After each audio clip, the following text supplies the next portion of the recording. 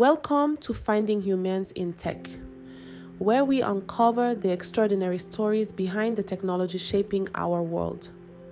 This isn't just about innovation, it's about the people, the dreamers, the doers, and the change makers, whose journeys remind us that humanity is the soul of every breakthrough. Get ready to be inspired, to connect, and to celebrate the resilience and passion that drive the tech community forward. Let's dive into the stories that prove technology is nothing without the humans behind it. The popular Pidgin English, a lingua franca spoken by most of the population in West Africa, is known for its unique blend of English and local dialects. There is a famous unique phrase, "Jollof rice wey dey for the bottom of pot today, go dey for the top of cooler tomorrow," which loosely translates to how no condition is permanent, just like the whereabouts of a jollof rice in the kitchen. And that's the same attitude with which the Nigerians live their life. No matter how hard things or situations get, they knew it was just a matter of time. There were no circumstances that would remain forever. It is an invaluable lesson that a wonderful mathematician and an educationist showed us. That life, no matter how tough it gets, will help you find your way. She wasn't just an engaging storyteller, but her riveting rhymes captivated our attention and made us see the transformational journey she has been through. So, here's introducing our next human in the series. From the multicultural land of Nigeria, Precious Diedemise, a mathematical researcher entering the world of data analytics, and a mentor extraordinaire who is a proponent of creating awareness of mental health among the youth in her community. She represents the new generation of Nigerians, shattering the stereotype of the tech industry and creating a space for young women to break new barriers in the field. Growing up in a Nigerian household, when Presh was asked what she loves the most about her homeland, her reply resonated with millions of people living in the Western African country of Nigeria. She would say, "The people, of course." The multinational country was indeed a celebration of culture, with over 250 tribes inhabiting the land. She tells me how they use the Nigerian pidgin to communicate as each tribe has its dialect. And it is almost humanly impossible to know all the multitude of languages spoken in her homeland. When she was growing up, she recounts how economic and political conditions sometimes created instability in her country. Nigerians are happy people. Despite the challenges, we are still able to find a way to laugh about things, she exclaims. She reminds me of the phrase, "making lemonade out of lemons," and I couldn't agree more. This Western African country has produced world-renowned authors, artists, and personalities who have continued to spread their magic across the globe. She reminisces Sundays filled with steaming hot aromatic rice preparations and akara, bean cake, after church services. The spicy banga rice is what she misses the most about home. But she admits that she was not always such a food enthusiast growing up. She chuckles and tells me how her mother had to try really hard to make her finish her meals. The trailblazing Dr. Esther Okagbar, as Presh would say, has been her strength and idol all her life. Parenthood and family life didn't stop her from achieving her PhD. And Presh admits she is the reason behind pursuing her master's degree. Dr. Esther has been a guide in her daughter's life as a real-life example of achieving things no matter what your circumstances are. Her mother has indeed been one of the formidable leaders that have set the path for more women in Nigeria to follow their dreams and break the glass ceiling. She admits, "I could talk the whole day about my mother. She is one of the strongest women I know. She is my hero. The pride in her daughter's eyes says it all.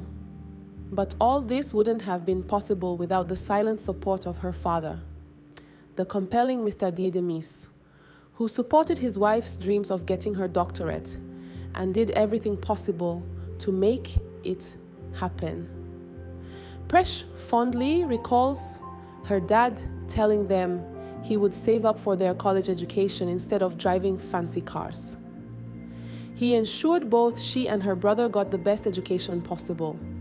He has been a silent force, yet a powerful presence who put his family's dreams on the forefront. And I see the same selfless force in Presh too. The outdoors was what she loved growing up. As a kid, she and her friends' favorite activity was playing football. She was always fond of that particular sport. She recalls sometimes sneaking out to play football when her mom wasn't home.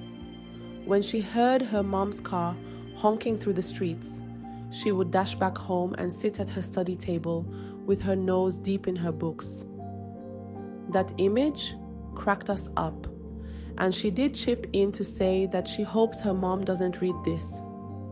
I assured her that we would try to hide it from Dr. Esther. She recalls her mother's love for literature and would bring home several books for her children to enjoy. Her mother encouraged her children to discover a new world through literature. It has indeed rubbed off on Presh. She found a call in writing. She confesses, "I usually like to pen down my emotions and write when I am sad or when I am happy, and just write them all out." Her elder brother has been an enormous influence in writing rhymes. He was somebody who introduced her to different genres of music. The influence continued to sport, and football is another passion shared by the siblings. She would say, "The only reason I am a Chelsea fan is because of my brother." But there was one thing on which they would disagree. She tells me how they would get into heated debates about fiction and non-fiction novels. She laughs and says, "I don't do fiction." And he loved fiction. Growing up in an exceptional household with trailblazing parents and an extraordinary brother, she admits that she had low self-esteem. So, she recalls spending her formative years hiding and unable to find her identity. Writing her thoughts down gave her a channel to express herself. "It has been a journey," she would exclaim. She admits to starting school early and entering university way before her peers. She was always a smart kid. However, the isolation made her close down, and writing was something that she felt helped to channel the loneliness. She would avoid participating in any activities and isolate herself further from the crowd. She confesses, "I felt like I wasn't good enough." But there was one event that changed her life for the better. She competed in a track race and discovered her knack for sports, where she could finally shine. Seeing her peers cheer her on as she participated in various sports like the 100-meter, 200-meter races, high jump, volleyball, and more made her feel visible after a long time. The smiling faces that greeted her at the end of the races and the warm handshakes reassured her that she could be good at something. It was a much-needed gratification for the young teenager. She told me how she finally saw that she belonged there too. The walls she had built to isolate herself as she felt she wasn't good enough came off for the first time. And she saw the world in a different light again. When I asked her if math was something she knew she would have as a career, she smiled and said, "It wasn't necessarily my plan." Her initial plan was to forge a career in academics and become an educator. She recalls her university admission days and how math was among those few available subjects. Though it hadn't featured in her initial plans, she had to settle for the subject. But as the saying goes, sometimes you choose a path, and sometimes it chooses you. She was propelled into the world of mathematics, and she found a passion for mathematical modeling. She animatedly explains how real-life scenarios could correlate to basic mathematical concepts and can help provide so many possible solutions to problems that can help save lives. University-level math was a refreshing difference from the math of her school days. She tells me how one has not just to absorb these abstract theories, but also learn to apply them in the real world. She exclaims, "The very foundation of computer science is built on mathematics." Her journey in tech started with a scholarship. Organizations like Feminine Energy, Agility Africa, Data Scientists of Nigeria, Ingressive for Good, Hamoye, and Decagon, among several others, have been increasingly creating awareness about technology across the nation.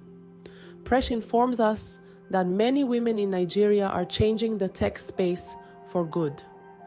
Tech is everywhere, and as a mathematician, I would be damned if I keep running away from computer programming because codes are an expression of mathematics, she rationalizes. She explains how the versatility of tech drew her in. It was applicable in all life works, from agriculture to fashion. The visualizations she can create using the data available around her stimulate her to resolve to delve further into the field of data analytics.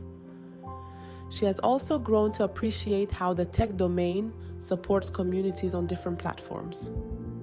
Just take that first step, and the rest will follow, she affirms. Her decision to get acclimatized with programming made her discover the existence of thriving global tech communities. She fondly recalls asking for an accountability partner on Twitter and how they went on to create an interactive Google Classroom, which had more than 40 participants signing up.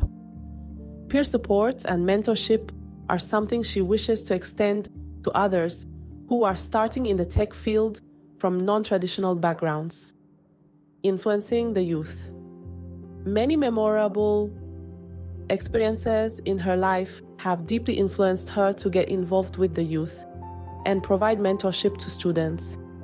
She recalls participating in NYSC, Nigerian Youth Service Corps, camps and attending seminars for young Nigerians. It opened a world of opportunity to influence the lives of youngsters who needed a little push in the right direction. She saw how numerous school kids dropped out due to bad influences around them, and how a little guidance was all they needed to show them a world of opportunities that awaited them. She started an initiative called Presh Life to create a community to help young Nigerians find their purpose. On her ability to understand the need for peer support, she gives credit to her junior high school teacher, who used to teach them an introductory subject on technology. She was someone who would never lose her cool while handling teenagers. She didn't need a cane to garner respect from her students, she would whisper. The kind-hearted teacher encouraged the students to resolve things by communicating and gave Presh a perspective on how to be not just a good teacher, but a mentor and a friend. It made her realize how fear was not the way to influence people.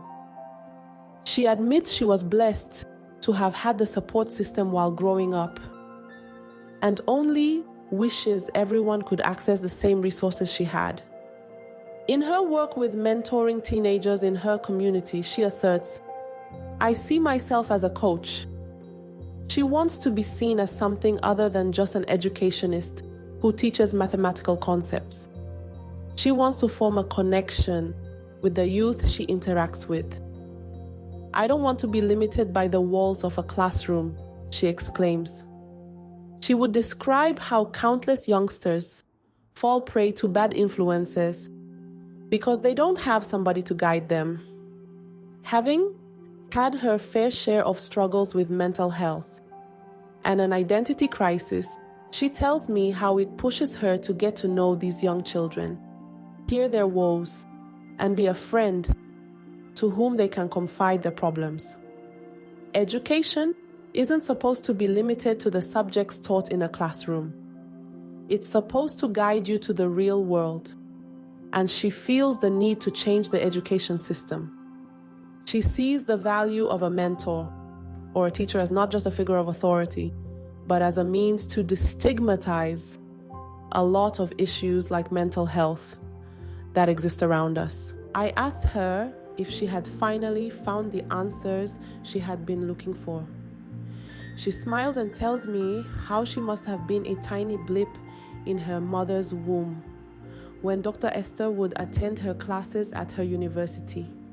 There was no slowing down when it came to her mother's dedication to her studies. Over the years, she has garnered several degrees, ranging from postgraduate degrees in education to management studies. Education indeed runs through her veins, and in the early years, she did it all without any support around her.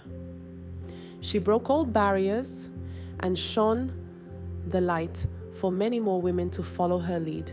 She would say, "My mom did it all by herself through her determination." And that is exactly where she derives her purpose from. She has found her passion in coaching youngsters and helping them find their purpose too. She wants to be a part of the thriving community in Nigeria, where a lot of professionals, researchers, and educationists are investing their skills, time, and resources to bring forth the next generation and create a support system to steer them in the right direction. When Dr. Maya Angelou, the poet laureate, crooned about phenomenal women, I imagined the incredible women in Nigeria, the remarkable trailblazers working to better their community each day. We have seen the definition around us. We have felt its presence in our lives. When a heavily pregnant woman sits in her classroom with dreams in her eyes. When a motivated young woman leads a group of teenagers with compassion in her words. When a beautiful poet enchants the crowds with her rhymes of life. When a determined woman engages her audience with her skill sets and knowledge. And when a sisterhood that extends beyond boundaries exists. She reminds me that sometimes what we seek is right before us. We don't have to look so far away. From one phenomenal woman who broke stereotypes in the 80s to another phenomenal woman crossing new barriers in the 21st century. If inspiration was something we were looking for, then the wonderful women over in Nigeria have indeed shattered the glass ceiling for us, phenomenally. As we wrap up this episode of Finding Humans in Tech, remember this: behind every line of code, every groundbreaking innovation, and every bold idea is a human story, full of passion, resilience, and the courage to dream. These stories remind us that technology isn't just about machines. It's about the heartbeats that make them meaningful. Subscribe, like, and share our channel, and keep on joining us in this journey of discovery and connection. Until next time, keep dreaming, keep innovating, and always keep shining the light. Always, and take care.